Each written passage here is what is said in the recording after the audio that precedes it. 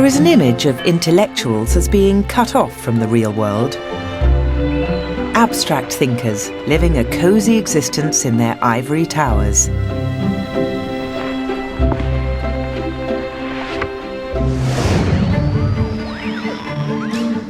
But with the advent of broadcasting, scholars became national celebrities.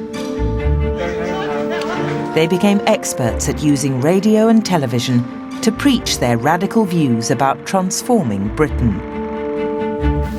Love is wise, hatred is foolish. I don't believe there's a feminist alive who wants to abolish femaleness. In this film, we'll hear from political and economic thinkers who were united by one idea, that for the first time in history, they'd found the key to running a good society. All citizens in Britain are, in effect, covered for all risks from the cradle to the grave. Their conflicting, sometimes dangerous ideas defined Britain in the 20th century. At the time, we believe in the abolition of money, we believe in the appropriation of all private property. Should we allow governments to secure a better society? Or place our trust in the individual? Prosperity has never been created by governments. And the battle was so bitter, we can still feel its scars today. How do you run a free society? You haven't been able to.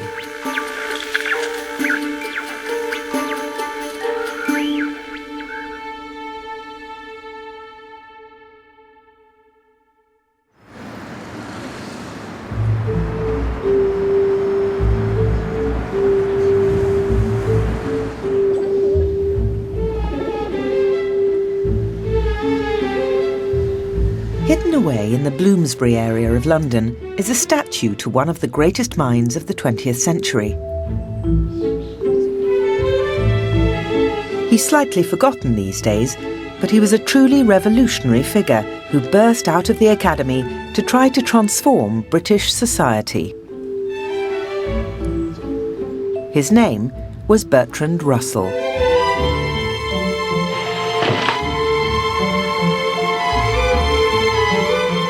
Russell was a pampered child of the Victorian era, born to a wealthy aristocratic family in 1872.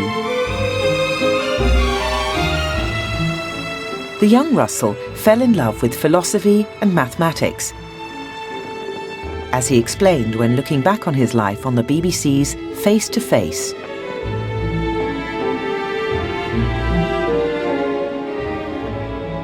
Now, what was it that first provided you with the incentive to become a mathematician? My first lesson in mathematics I had from my brother, who started me on Euclid. And I thought it was the most lovely stuff I'd ever seen in my life. I didn't know there was anything so nice in the world.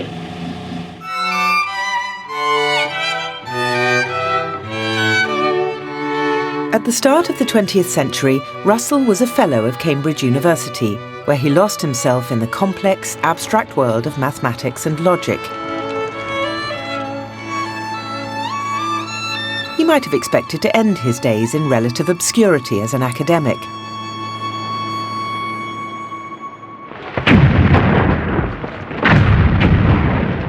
But in 1914, Russell's world changed forever.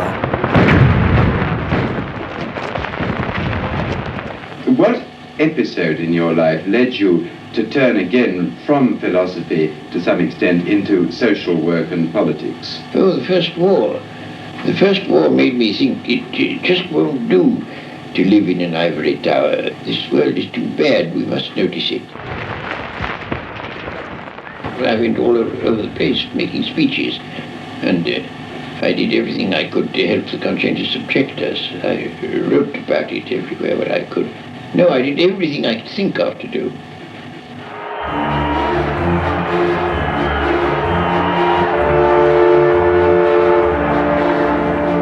Russell was kicked out of Cambridge and even jailed for his activism. But he discovered a new vocation. We all deplore the rapidly growing feeling in America in favor of a nuclear war in the very near future. He became a familiar face on British television, using the medium to campaign for peace. Of course, Russell was a philosopher and an intellectual and one of the great public intellectuals of his time, and so what he said mattered. He was one of those people who grew more and more radical as he became older. Normally, it's the opposite. His success as a public intellectual was due obviously to his intelligence on the one hand, but also to his mastery of English. He was somebody who never wrote an ugly sentence or spoke an ugly sentence. He was somebody for whom the English language was a plastic material that could be put to his own uses whenever he needed it. The worst possibility is that human life may be extinguished, and it is a very real possibility, very real. And that is the worst. But assuming that doesn't happen, I can't bear the thought of many hundreds of millions of people dying in agony only and solely because the rulers of the world are stupid and wicked, and I can't bear it. Russell encouraged intellectuals to move from the world of abstract thought into direct action. One person to follow Russell's lead was his friend, the economist John Maynard Keynes.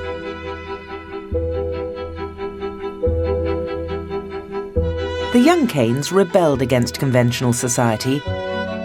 He was happily and openly homosexual, with daring ideas about shaking up the staid British establishment.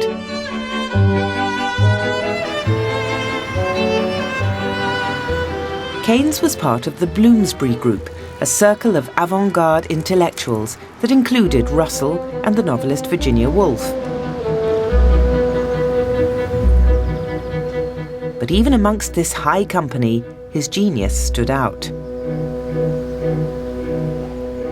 Maynard Keynes had the most extraordinary good mind, frightfully quick, terrifically quick, incisive, and also an imaginative way of looking at economics, which seems to be almost impossible, but he did.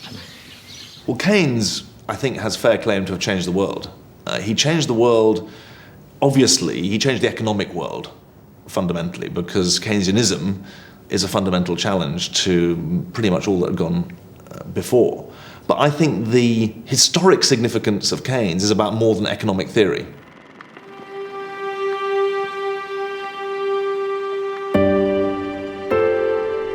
Like Russell, Keynes was deeply affected by the First World War, as he witnessed the tragic fate of the men who'd returned from the trenches.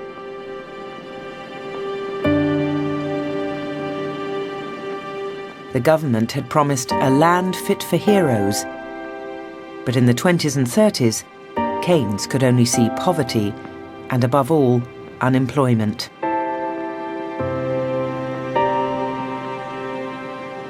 Unemployment represented waste and insecurity, a terrific amount of insecurity. People were much closer to the margins of life, and there was much less social security. So if you lost your job, your household was driven into poverty very, very quickly.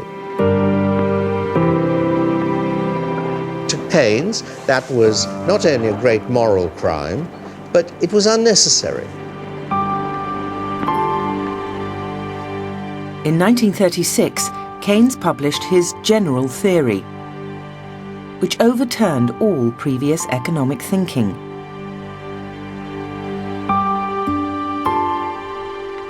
It argued that governments should spend more, not less, during hard times to stimulate the economy. It was a ray of hope for people at the time. It imparted a sense of urgency, and it was very exciting for young economists because it showed why the classical economics was wrong.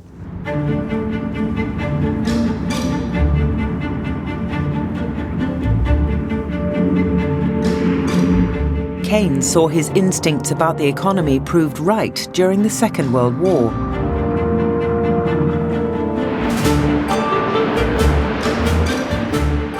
He called the conflict the Grand Experiment. If the state could spend on armaments in wartime, why couldn't it spend money to keep people out of poverty in peacetime? That it cost us that much to make war for 2 weeks. There is little moving footage of John Maynard Keynes, seen here on the left of the screen.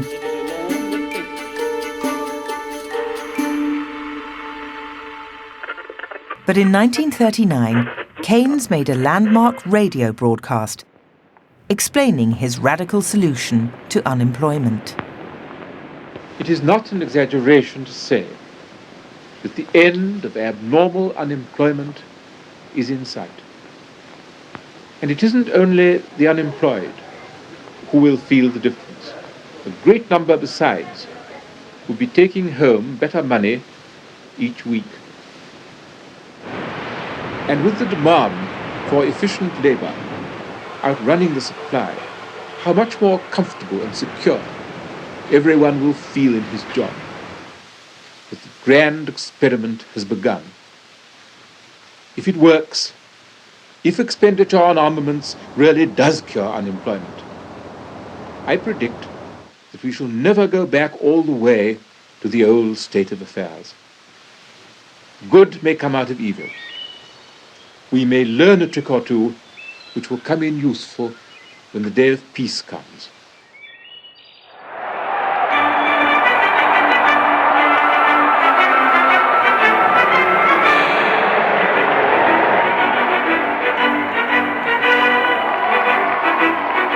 And when the day of peace came, Keynes's economic policies were finally put into action.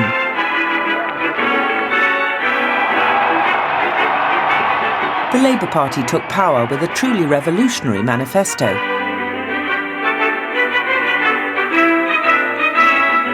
Clement Attlee's government set about creating a fresh vision for Britain. Let's go forward into this fight in the spirit of William Blake.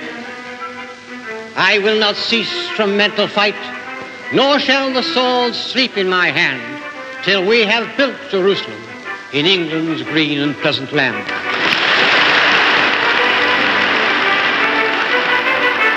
But Keynes's theories formed only one half of this new Jerusalem.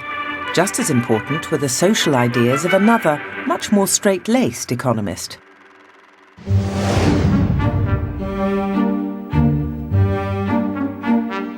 A former head of the London School of Economics, Sir William Beveridge was serious, abstemious, famous for taking a punishing cold bath every morning.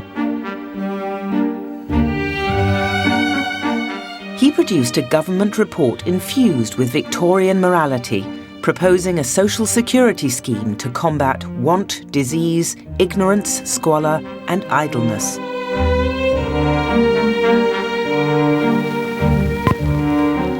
The plan was controversial, so the timid Beveridge had to sell it to the nation.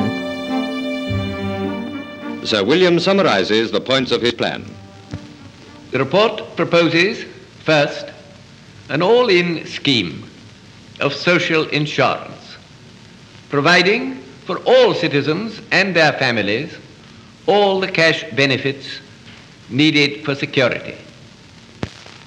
I hope that when you've been able to study the report in detail, you'll like it, that it'll get adopted, and that so we shall take the first step to security with freedom and responsibility. That is what we all desire. Thank you, Sir William.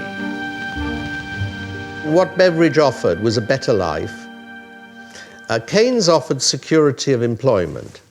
Beveridge offered security for all those periods when people weren't in employment. So it was a cradle-to-grave system of security. It's time for the Longines Chronoscope, a presentation of the Longines Whitnall Watch Company. The report flung this shy academic into the limelight. He even spread the gospel of his revolution to the capitalist heartland of America. In this 1952 interview, in front of some shameless product placement, Beveridge discussed his plan. All citizens in Britain are, in effect, covered for all risks from the cradle to the grave. I think my wife put it from the womb to the tomb. But what's most interesting is that Beveridge himself didn't like the phrase that's become most associated with him. You have been talking about what we might call in this country a welfare state. I never use the term welfare state. I believe in welfare, but I believe people ought to get their welfare by a cooperation between the state and themselves, and not from the state alone. What we give to people when they are unemployed or sick or retired is a bare minimum, just enough to keep body and soul together, but not enough for anybody really to be content with. Well, what's to prevent a man from merely staying on the social unemployment insurance system forever?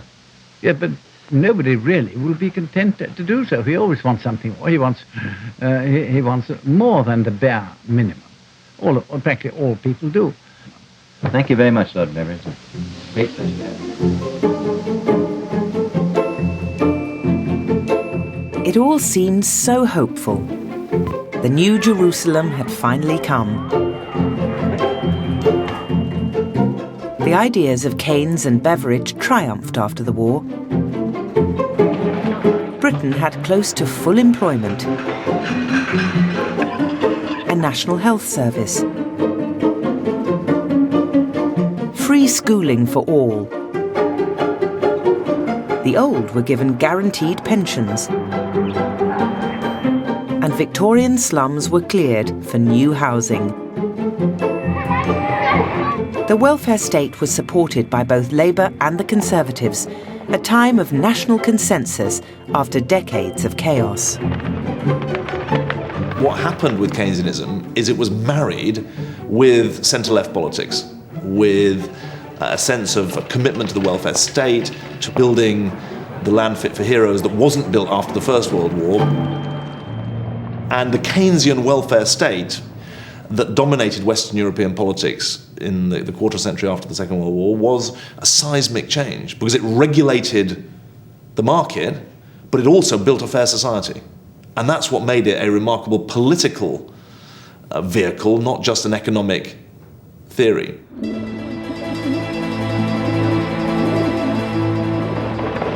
But there were rumblings of discontent, even in the midst of utopia. This New Jerusalem could only be achieved through a colossal expanse of the state. Bureaucracy and the public sector hugely increased in the post-war period. Critics feared Britain was becoming a nanny state.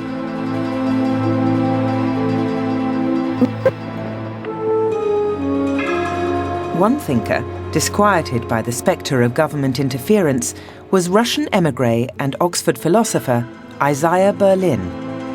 But we're thinking, why are these highly cultivated? In the early 60s, Berlin appeared on a discussion programme expressing his hatred of being told what to do. How does it stand up intellectually? I think I object to being treated like a child. I think I object to not being reasoned with. I object to paternalism. Ultimately, I think what I object to is being treated like a schoolboy, being told for my own good that there are certain things to do, or being driven in a perfectly beneficent direction by a perfectly disinterested, pure-hearted body of anyone like governments or manufacturers, it doesn't matter which, even if you assume that they are pure-hearted men. This is exactly what the British Empire felt towards coloured people in Africa. It's exactly what schoolmasters feel towards children, and it always leads to bad consequences in the end. Must. Paternalism was very alien to Isaiah Berlin. He wanted people to be free to live their lives according to their own values and goals, even if that meant they ruined their lives or went to disaster or tragedy. Berlin became an advocate of liberalism against political dogma. a belief that stemmed from his childhood when he'd witnessed the brutal convulsions of the Russian Revolution firsthand.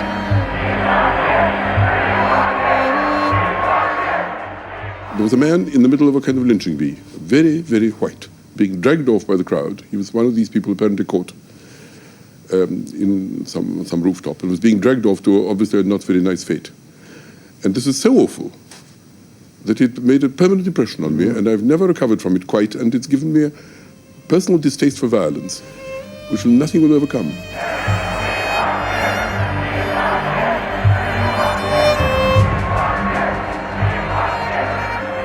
What Isaiah Berlin believed above all is that no individual or government should ever be confident that it knows the truth, and therefore all attempts to impose a magic solution on problems, be they communism or certain kinds of right-wing economic doctrinaire behaviour, all these things we should be suspicious of, because no one knows the whole truth, and scepticism is the only wise position to adopt.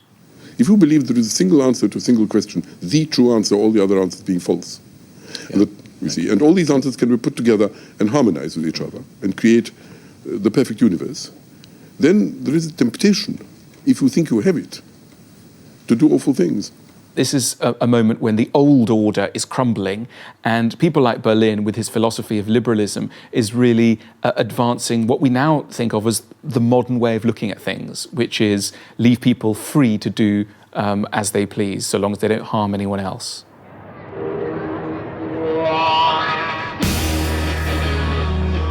Berlin thought repressing individualism would only lead to anarchy.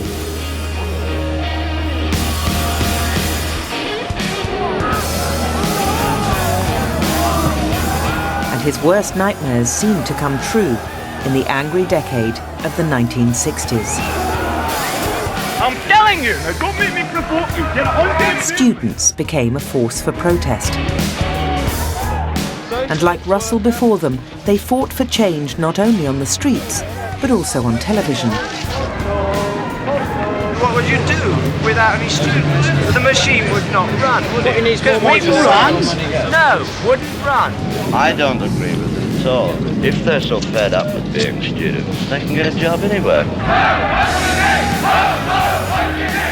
In the 60s, that was the mood. It was a mood created by full employment, by being very fed up with the boring, in this country, stale, tired, fuddy-duddy 50s. A house which is divided against itself cannot stand.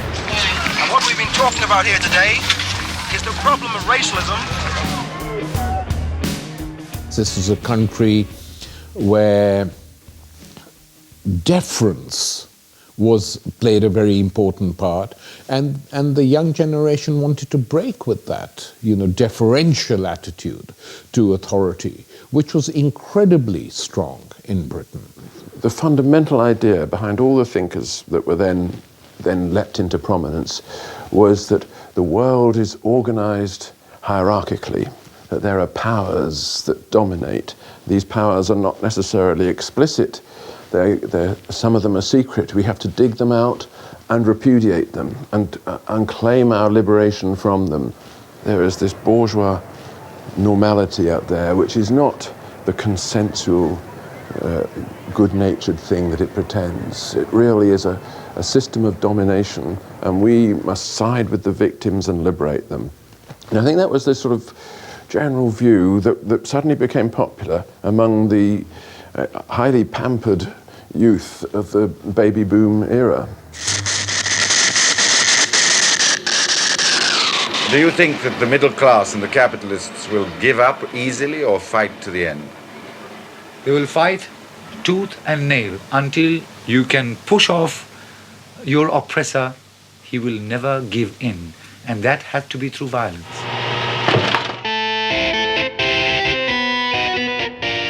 Young activists turned to One-Dimensional Man by the German philosopher Herbert Marcuse.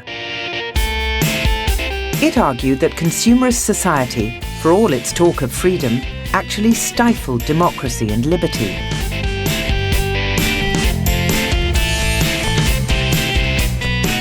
As a refugee from the Nazis, Marcuse had seen fascism firsthand when he developed a radical Marxist view of the repressiveness of the state.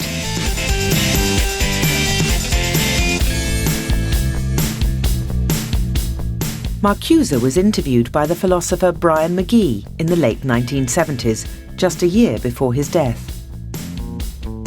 Professor Marcuse, why should it have been to your writings that the revolutionary student movements of the 1960s and early 70s turned? The student generation that became active in these years did not need a father figure or a grandfather figure in order to lead them to protest against a society which revealed daily its inequality, injustice, cruelty, and its general destructiveness. I would like to mention racism, sexism, the general insecurity, the pollution of the environment, the degradation of education, the degradation of work, and so on and so on. In other words, what exploded in the 60s and early 70s was a blatant contrast between the tremendous available social wealth and its miserable, destructive and wasteful use. Ho, ho! Ho, ho! Ho, ho! One of the disciples of Marcuse was a media-savvy Marxist called Tariq Ali. He propagated revolutionary ideas to students through his newspaper, The Black Dwarf. We believe that Parliament is completely immaterial and is hypocritical because it leads the people to believe that here is something which can help you when it's completely ineffective.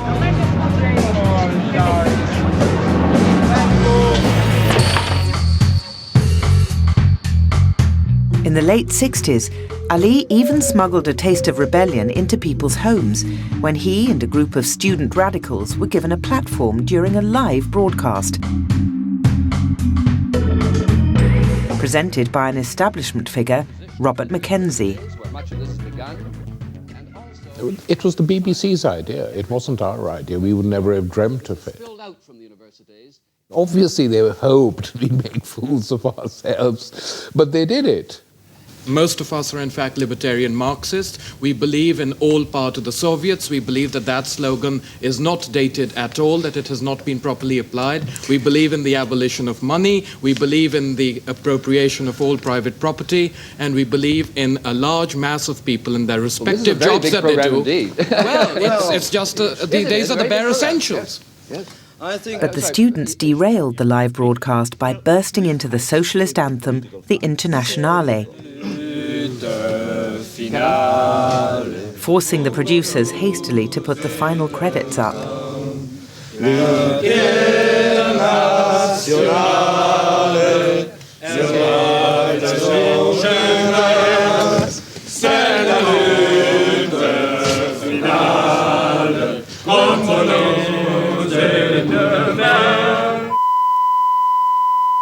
Well, the next scene after the camera switched off, everyone burst out laughing. Us that we'd done it, the camera crews amazed and very friendly and supportive and shaking hands, and Bob Mackenzie saying you got away with it. But it wasn't just university students who protested against the status quo. Their teachers also attacked the outmoded and old-fashioned institutions of state.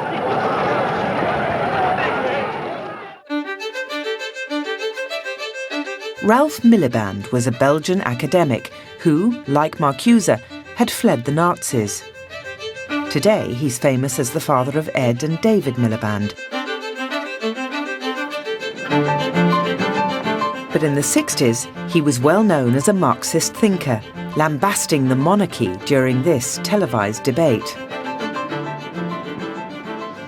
Dr. Miliband, do you agree that monarchy remains a valuable institution? If you think a nation should sleepwalk through history into the future, if you think that deference is an important part of government, if you think social hierarchies ought to be preserved, well, in that case, you're bound to think that monarchy is a valuable institution. If you think, on the other hand, that democratic government entails a high degree of political rationality, then I think you would think not. Ralph Miliband wrote a series of books heavily critical of what he saw as the bullying imperialism of the British state.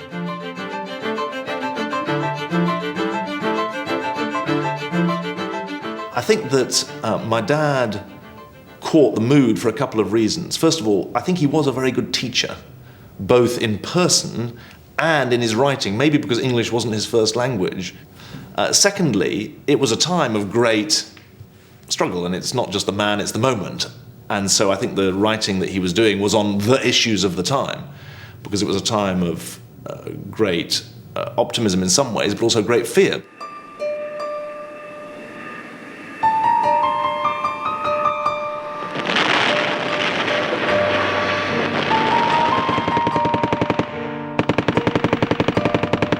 One cause that really energised Miliband and the left in the 1960s was the Vietnam War.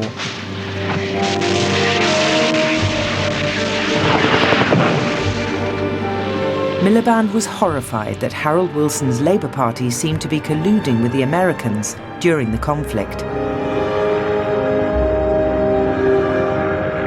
There is a civil war with, on one side, nationalists, socialists, communist, neutralist forces grouped in the National Liberation Front.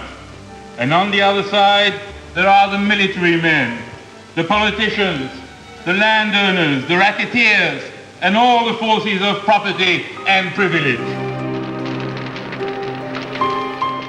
He thought it was misbegotten, unjust, and potentially disastrous for the world. And the justification for American intervention was very weak, and the further that it was likely to end in disaster.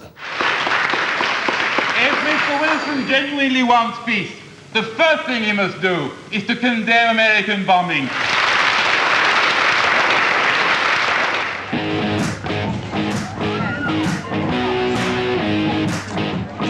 The 60s generation fought to change not just politics, but also social attitudes.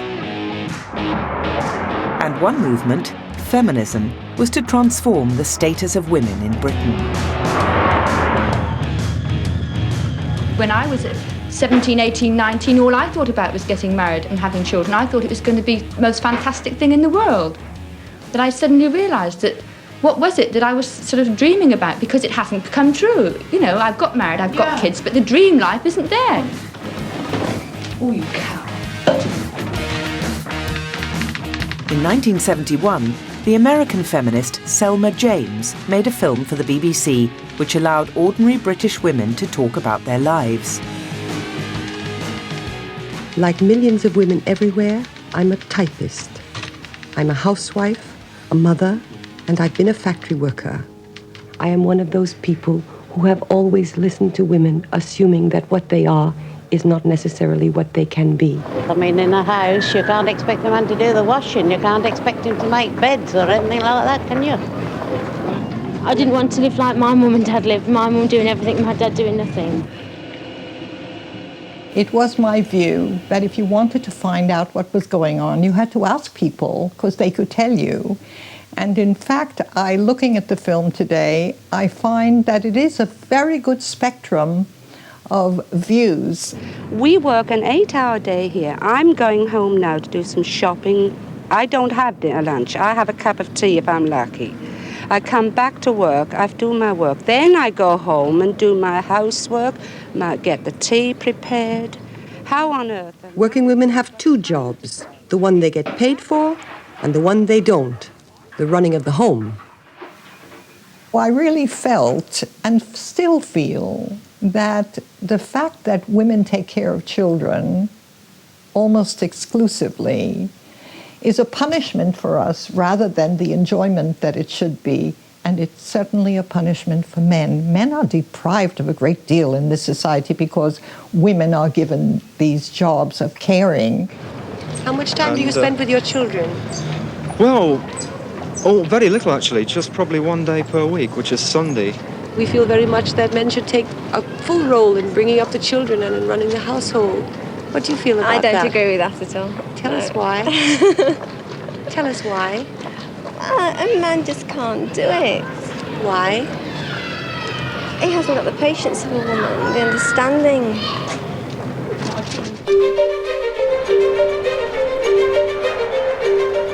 Feminism transformed attitudes to issues like equal pay and sex discrimination. Not that the BBC always kept pace with this huge social change. This is International Women's Day today, and you sent a male to interview me and a male cameraman. Where are the all women cameramen at the BBC?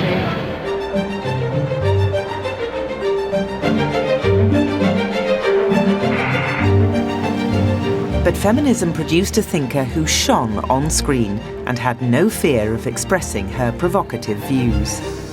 Germaine Greer, the radical feminist and author of the best-selling book, The Female Eunuch, is in Newsday's studio tonight. But first, this evening's news summary.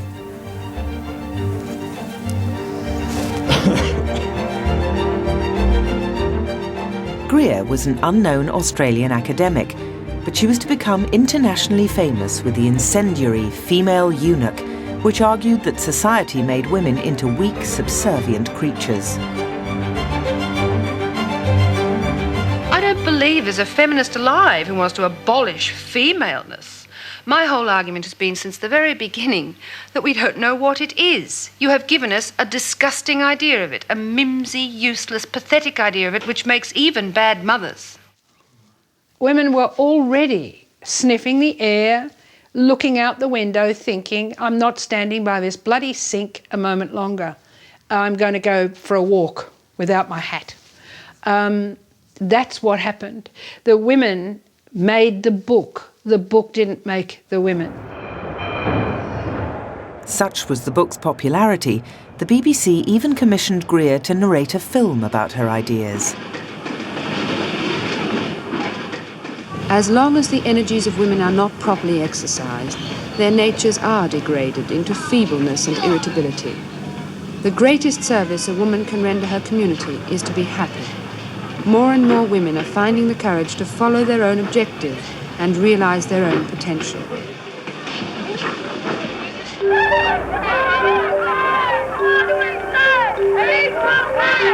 But while she was the most famous exponent of feminism, Germaine Greer had misgivings about the collective nature of the women's liberation movement.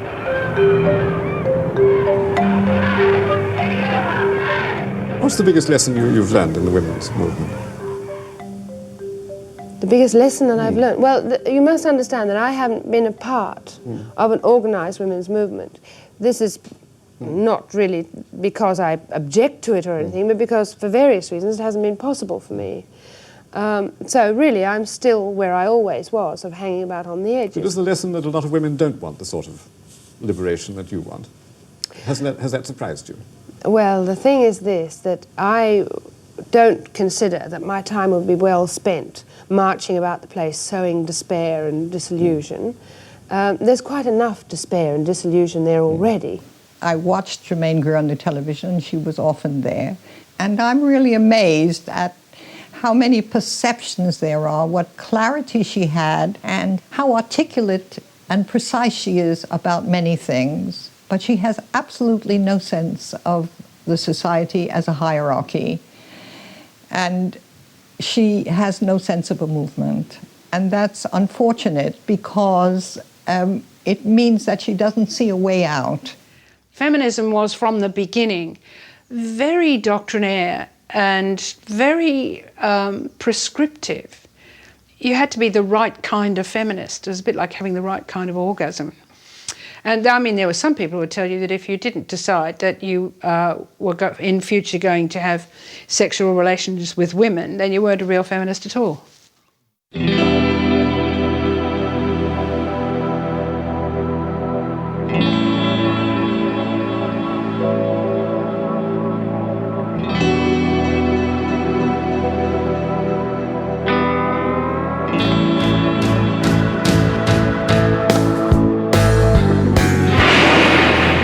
from the mid-1970s, the idealism and optimism that had characterized the post-war period was crumbling. The new Jerusalem was falling apart. It was all because Britain had once again hit economic hard times. BBC cameras captured food shortages, strikes. If you go in, you're scabbing on us. And a scab's a scab, as far as we're concerned. Electricity cuts. Well, we're virtually out of business while the power's off. We've got no light to work with. Affects us pretty drastically. And inflation rocketed.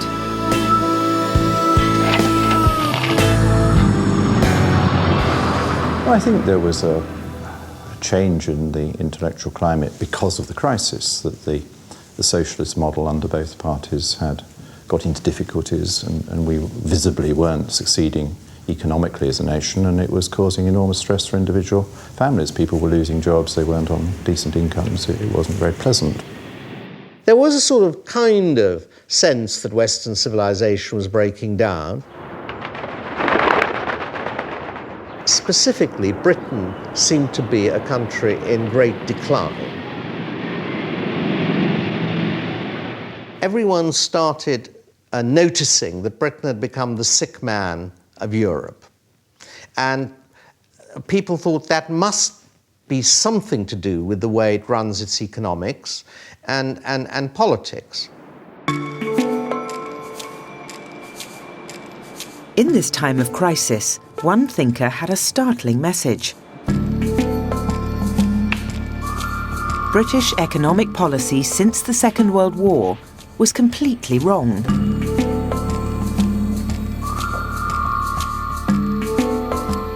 The Austrian-born academic Friedrich Hayek had been ignored, even vilified, for most of his career because of his heretical belief that the free market should be left to its own devices.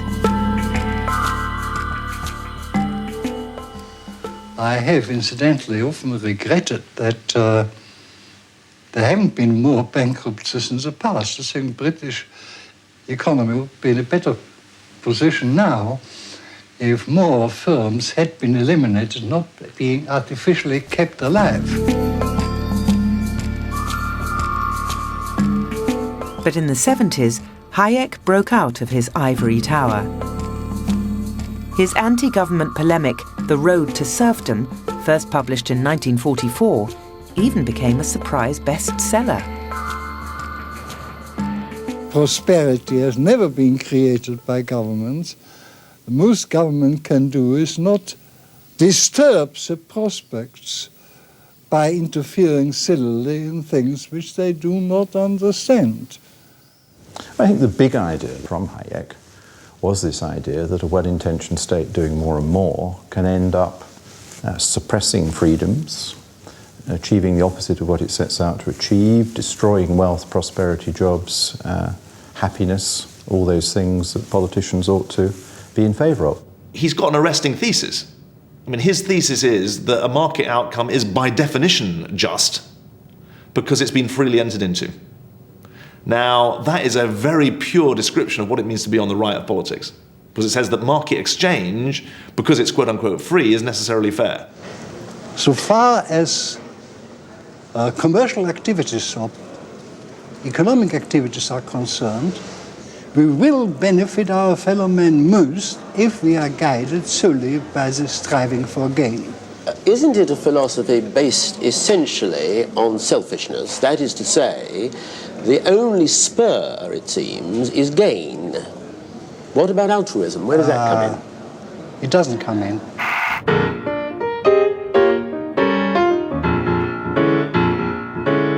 Hayek's high-minded philosophy was given concrete form by a plain-talking economist from Chicago who was a broadcasting natural. Milton Friedman. Professor Friedman, you've just written in an article, and I quote you, "The odds are at least 50-50 that within the next 5 years, British freedom and democracy will have been destroyed." How do you reach that, to British ears, terrifying and apocalyptic conclusion? It's a terrifying conclusion to myself and to American ears. I certainly hope you don't continue down that road, but a candid man must find it hard to see how you're going to get off it.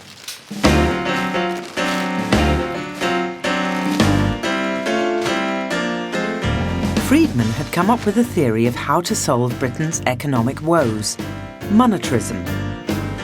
Friedman said Keynes was wrong. Governments should spend less and print less money in difficult times, taking money out of circulation to combat rising prices. Turning off the tap, reducing the flow of money and spending power in the economy, now has the highest priority. The economic theory behind this trend has come to be known as monetarism. There is only one way to cure inflation. There aren't any two ways. The only way to cure inflation is to slow down the rate at which the quantity of money is increasing.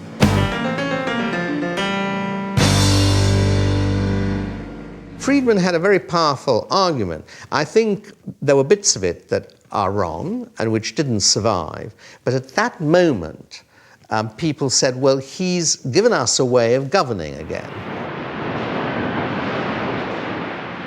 Friedman made his theories sound like common sense, but they were highly controversial. Critics said reducing spending would throw millions of people out of work. Unfortunately, when you have followed policies as misguided as British policies have been these many years, there is no way out that is going to be easy and costless. Are you saying that means that we have to accept a higher level of unemployment, whatever happens? I am afraid that is likely to be the case. In terms of emotion, I think the Keynesians of that day, and this was right at the end of the Keynesian era when they were really on the defensive, thought that Milton Friedman was the embodiment of evil, that he wanted to put the clock back to the 1930s. I have argued for a long while that monetarism, a set of ideas that come from Professor Milton Friedman in modern times, I have argued that this is not an issue between left and right, conservatives and liberals and conservatives. The issue is whether it works or not. Mm-hmm. And I've long argued that it doesn't work.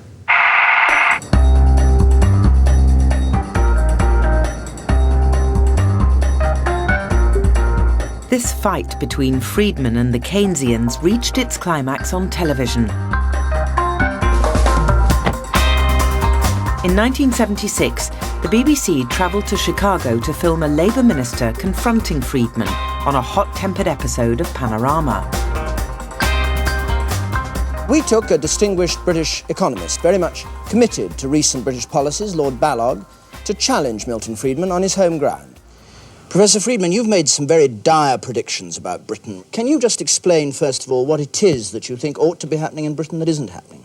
There is nothing, in my opinion, wrong with Britain that could not be set right by a change in the direction of your policy away from a policy which leads to putting civil servants in charge of everything to a policy which gives to the ordinary man control over his own life. His policies have never succeeded wherever it was tried, either in America or in England. A political economist, and he is, after all, a very political economist, must take into account the probable consequences politically and socially of his advice, and this he is quite incapable of doing. What do you believe those to be? Total collapse of the consensus which we had, probably a strike and the decline of the country, with absolutely incalculable consequences. What do you say to that? Well, I say that continued increase in government spending has produced exactly the results that he said the opposite would produce. After all, you've had an increased growth in government spending, you've had increased militancy in the unions, and you've had increased unemployment. So apparently, Mr. Ballog Here again, I mean, Professor Friedman, entirely wrong. I don't mean to be invidious on that. I'm just saying that I'm not saying that the trade unions are robbers. I don't mean to say that. Now come the weasel word. Can I put you a quote from a London newspaper, The Guardian, this week, which said you were a cantankerous old bigot, peddling your patent wonder cure and telling the world that those who decline to take your wonder cure will die a very nasty death. But Friedman's wonder cure was to be taken up by an eager patient who was to use the BBC to make monetarism palatable to a British audience. An Oxford don and Conservative intellectual, Keith Joseph. I thought I was a Conservative. But all the time I was in favour of shortcuts to utopia. I was in favour of the government doing things because I was so impatient for good things to be done. And I didn't realise that the government generally makes a mess. Do you see, the more ministers try to do, the less well they do it. It was Karl Marx who has done more to alter the world, I say for ill. Joseph was committed to spreading a new right-wing gospel of personal responsibility over state intervention. Any other person in the last 150 years. And how did he have the time to write his work? Even preaching his message to roomfuls of bemused-looking students. And he was supported for 30 years of scholarship. This country is conservative with a small c. That's to say, it doesn't believe in collective solutions. It cherishes freedom, and yet we have allowed this rubber stamp of collectivism that has been propagated by socialist intellectuals to dominate our lives. And the result is, as I've said before, we're now more socialist than any other developed country.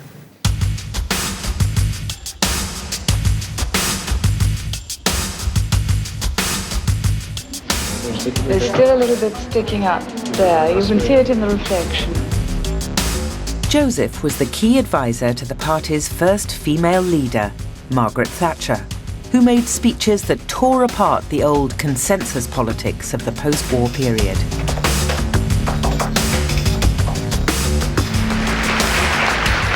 Will bring in a society which lives within its means, where public expenditure is cut, and where waste of taxpayers' money is ruthlessly expunged. Yes, we'll bring in a conservative society.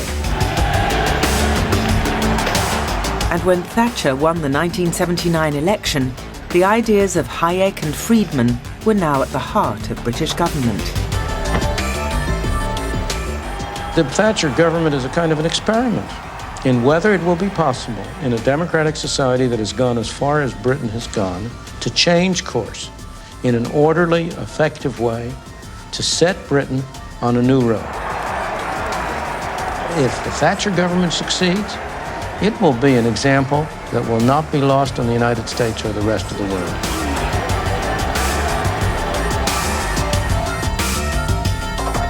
Under the Conservatives, the government tried to curb spending. It privatised many of the industries that it owned to encourage free enterprise. The stock market was deregulated, generating billions of pounds of revenue. But as the Keynesians predicted, strikes became increasingly embittered and joblessness soared to rates not seen since the 1930s. Unemployment in Britain is now 2.5 million and rising. Monetarists always said that unemployment was the unavoidable price for cutting inflation, but no one expected Britain's recession to be so severe or so long-lived.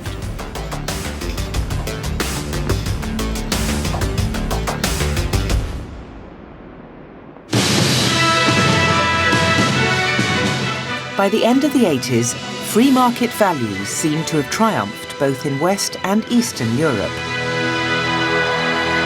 They've opened the floodgates, and here at Checkpoint Charlie and other gaping holes in the wall, a great human tide is flowing out. They're pouring through here by car and on foot to spend an hour, a day, as long as they please in the West. In 1989, the communist system collapsed across Eastern Europe. Capitalism appeared to have won.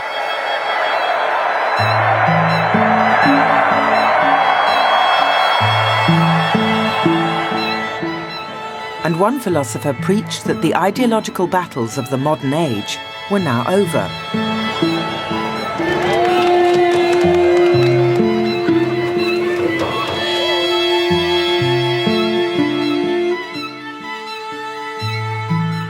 provocative New York academic Francis Fukuyama became a celebrity with the last big idea of the century. Liberal capitalist democracy, championed by Thatcher in Britain and Reagan in America, was so suited to human needs, we'd reached the end of history.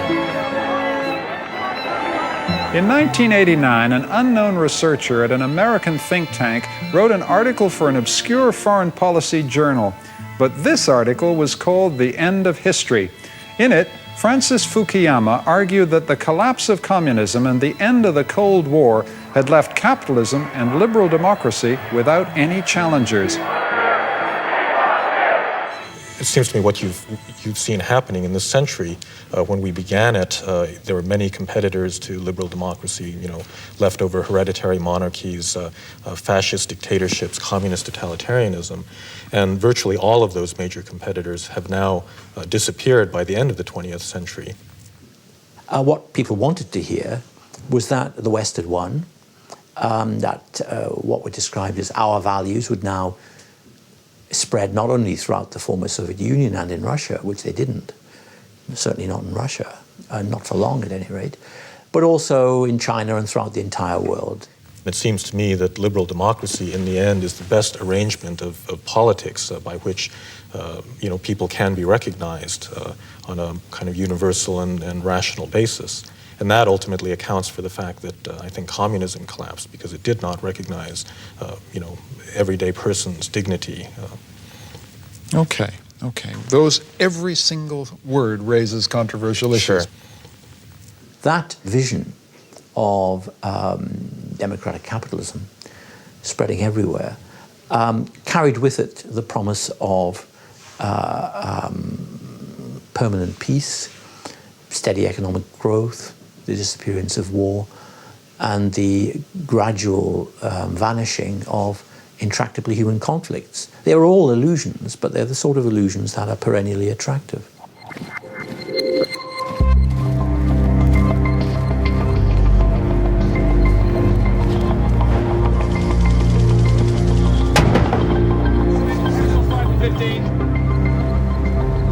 Despite Fukuyama's predictions, it seems hard to believe that we now live at the end of history.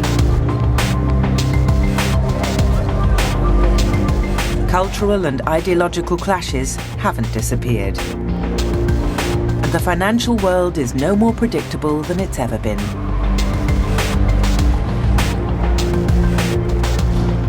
Thinkers used broadcasting to try to change the world. But it seems unlikely that the battle of ideas, the grand experiments, are likely to end anytime soon.